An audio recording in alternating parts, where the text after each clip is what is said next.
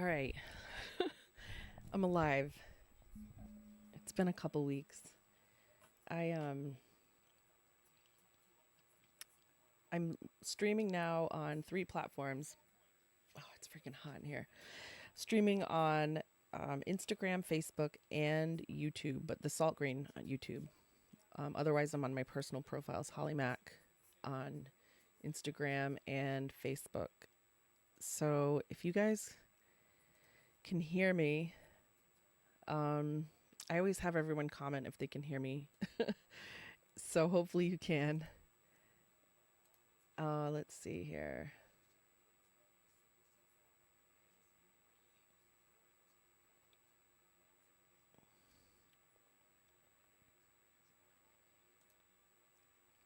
Can you guys hear me?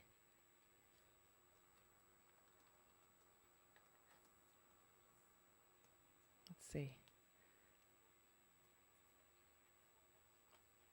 I hope to God you guys can hear me. This drives me nuts. I still haven't had it down pat. It looks like YouTube is being weird. Whatever.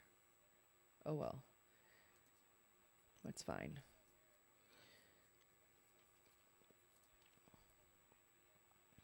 Can you guys hear me okay?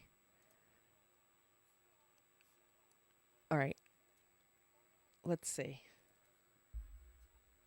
I'm going to listen on my... I can't. I'm going to see if I can hear myself on here.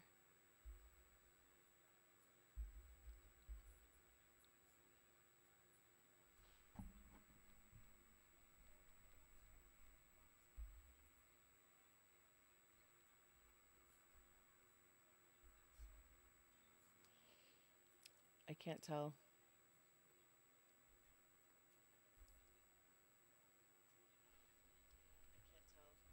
Oh, there it is. Okay. Oh my God, I'm sweating. Guys. All right, so I have so much to say. I always have so much to say. Today was the Karen Read trial, as usual. And it was a continuance from Friday of the cross-examination of Trooper Joe Paul, Mass State Police Trooper Joe Paul. And I don't know, nobody's commenting, but everyone's watching, but no one's commenting. So Joe Paul, for those that aren't following, he was assigned the crash reconstructionist of the Karen Read case. So he had to go to the site, the alleged crash site, at 34 Fairview, and reconstruct the alleged accident with the evidence that he was given piecemealed and very limited. A lot was kept from him that he didn't know, which to me shows, partly shows that there was a cover up. But anyway, so he testified on Friday, which was like watching paint dry. He's not well spoken. He does not seem intelligent. It was such a long, painful testimony that I kind of zoned out when Lally, the prosecution for the Commonwealth, was interrogating him. Like he just drags it on and asks the dumbest questions, and it just never seems to have a point. So a lot of that I was like half paying attention to. But when he was cross-examined by Alan Jackson, one of the lawyers for Karen Read, it was unbelievable. Not just because of Alan, but Alan showed and did his job to display the nonsense of the reconstruction of the alleged accident. And I will just tell you that my dad, you all know that my dad's phrase was, "It's all physics." and he was a physics teacher. He literally has it on his headstone. It's all physics. It's memorialized in the new high school building at the science department on the wall with like this beautiful sign. Like, it's all physics. So that's ingrained in my psyche, in a lot of people's psyche that knew my dad. And he didn't stop repeating it. And people loved him for it. So even if they hated physics, they loved him for it. So, and I'm an engineer. I'm a structural engineer. I've always been an engineer. So I'm very analytical, and I grew up with physics. And so hearing this guy's testimony was one of the most painful things that I have had to sit through to listen. It was just embarrassing. It was so embarrassing for the trooper, for the Commonwealth, for the entire state of Massachusetts and the Mass State Police. This guy. So I just have to preface this whole episode. It's not really an episode, but Facebook Live. I need to preface it with the fact that when I was in office, there was a group of people that still exists right now. Save Our Bay, Brayton Point. A lot of you have heard of them. They literally said that steel was floating onto the Brayton Point beach, which it's not a glorious beach. It's a tiny little beach. But they were claiming that steel pieces were floating onto the beach. So I did a Facebook Live as a selectman at the time to explain why and how steel does not float. And they were up in arms. Oh my God, she's mocking us. No, I'm just trying to call you out on the stupidity of your claim and the physical impossibility of your claim. So steel just doesn't float across the river a quarter of a mile and end up on the beach. That wasn't happening. It was just a lie. And yes, there may be pieces of steel on the beach, but it did not come from the ship that was there an hour ago or a day ago or even a week ago. So, so anyway, that's the kind of stuff that I've been dealing with for several years in the town of Somerset. And I pray to God you guys can hear me because I'm talking a lot. So when I watch this testimony of Trooper Paul, all I can think of is those Save Our Bayers saying that steel floats, because this guy was on that low level, same level that they were on. And when he was cross-examined, well, on Friday, they had a voir dire. So the defense questioned the validity of his testimony because they were realizing that during discovery, the opinion that he had was completely changed on the stand on Friday. So they approached the bench, they sent the jury home, and they I don't know if you call it performed or whatever the word is. They had a voir dire of this testimony of this alleged expert, Trooper Paul, to question his validity for the judge and the validity of the evidence that he was presenting. I still don't really understand how that all works, but regardless, the jury had left the room. So Alan Jackson ripped into this guy. It was incredible, and like kind of exposed his lack of knowledge, how he changed his opinion. He would not admit that he changed his opinion, even though it's black and white. And basically what this guy was saying was that this Trooper Paul was saying that he thinks that John O'Keefe was sideswiped with Karen's car. I don't know what his original testimony was, but nonetheless, the voir dire ended. And then today he was cross-examined by Alan Jackson for the first time. So Alan Jackson started out by asking him, "Do you have a degree in math?" He says no. Now, this guy, I'm telling you, is the sole trooper that was tasked with reconstructing a crash scene. Think about it. So, Alan Jackson, do you have a degree in physics? No. Do you have a degree in math? No. Do you have a degree in engineering? No. Do you have a degree in kinetics? No. How about biomechanics? No. How about crash reconstruction? No, like similar things. He was asking, and it was just so embarrassing. And he said, well, what kind of degree do you have? And he has an associate's degree, and I don't remember the exact, but it wasn't in math, and it wasn't in physics, and it was just related to civil service, I believe, or criminal justice, something related to that field. And the trooper claims that he took a couple classes in crime scene reconstruction or accident reconstruction classes. He's by no means an expert. He doesn't even have a certificate of some sort related to crash reconstruction. So first huge red flag. The most fundamental and important part of a crash or an accident is physics. It's fundamentally what you use to figure out and to reconstruct anything. So there's motion, there are objects that weigh a certain amount, there's impact, there's momentum, there's a trajectory, and velocity, acceleration, etc. All of it is physics. And so this guy couldn't even recite the fundamental laws of physics, and he's tasked with reconstructing the accident scene. And before I get into that, I'm going to keep going with that. So Alan Jackson asked him if he knew what the conservation of momentum was, and he didn't know what it was.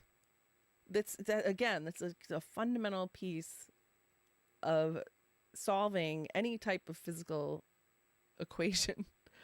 And so basically what the conservation of momentum theory is that momentum cannot be created nor destroyed unless, and it can't be created nor destroyed, and it's two bodies in action acting upon each other. The total momentum is always constant between the two. It's neither lost nor created. The only way that there is an added momentum is if an outside force is acting on these two objects. Okay, and the formula is P equals mv. The momentum equals the mass of the item or body or whatever times the velocity of it. And then, so the m1v1 has to equal m2v2. So the mass times velocity of the one object has to equal the mass times velocity of the other object. It's not created or destroyed. The masses aren't the same, velocities aren't the same, but the sum has to be the same. So, he didn't know that, first of all. He didn't even know what to call the change in velocity, which is acceleration. He did not know.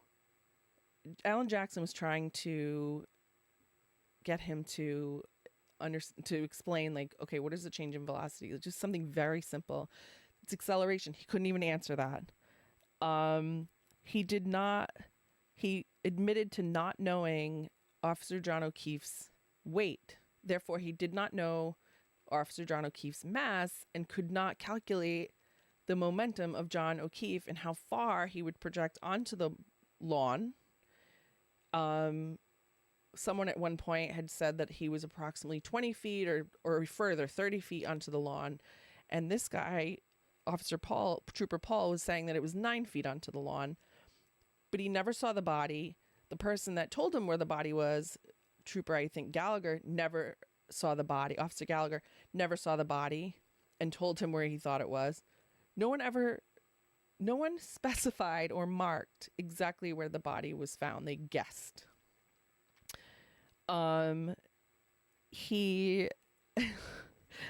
else? So the key cycles, they were talking about key cycles. When you turn the ignition, whether you turn the car on or you turn it completely on and you turn over the ignition, those are key cycles, what they're considering in this case.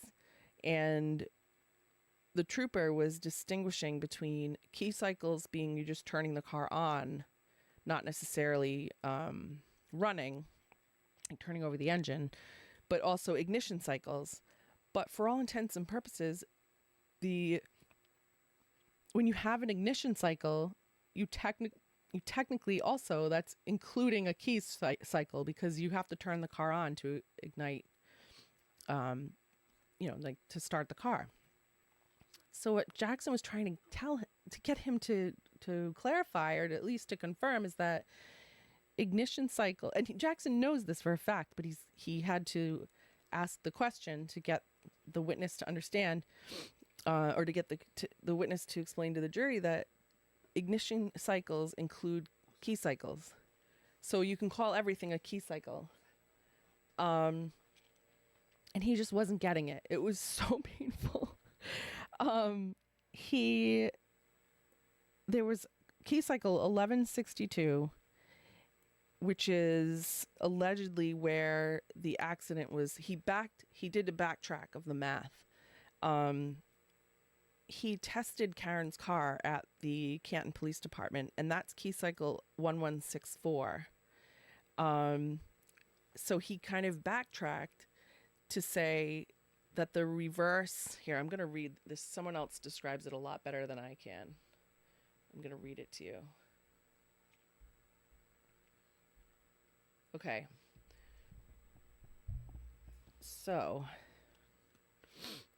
Trooper Paul is showing the rapid reverse event, the alleged rapid reverse event that Karen allegedly hit John, happened on key cycle 1162, but that couldn't be 34 Fairview at 12:30 a.m. Key cycle 1164, which is 2 further from the alleged accident, according to Trooper Paul, key 1164 is when he was testing the vehicle at CPD. He confirmed that could be confirmed with the time, etc. So you have to back into which key cycle the accident would be. So this person breaks it down. Notice all key cycles we know happened prior to that. A key cycle happened when unloading the car from the tow truck at CPD. A key cycle happened when loading the car onto the tow truck in Dighton. A key cycle happened when Karen drove from One Meadows to Dighton. Number 4, a key cycle happened when Karen drove around Canton looking for J.O., drove to Jen's, drove back to One Meadows. Assuming she kept the car running all that time, this would have been a single key cycle, okay? Because she turned the key once. Prior to that is when Karen drove from the waterfall to 34 Fairview, then back to One Meadows. Therefore, we know that assuming Karen murdered John O'Keefe, at least 4 more key cycles took place before Paul tested the car at 1164. Trooper Paul. Paul showed that the rapid reverse event took place during key cycle 1162. Big problem. We know for sure that the car was in law enforcement hands at the time of key cycle 1162. The data presented by Paul proves that Proctor et al. Planted the suspicious high-speed reverse event. Absolutely, they did. Lally's too stupid to understand this, which he is. He does not understand fundamental laws of physics, and that was completely on display today. Proctor was too stupid to understand that he needed to insert extra filler key cycles after he created the suspicious reverse event.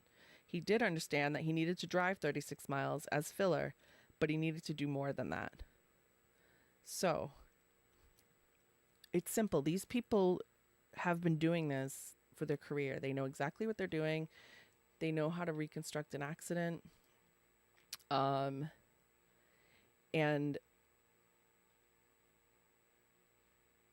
oh, I hope to God you guys can hear me. But they know exactly what they're doing. And I mean, there are more things that he said that were just that made no sense. But I'm telling you, my dad is rolling over in his grave right now.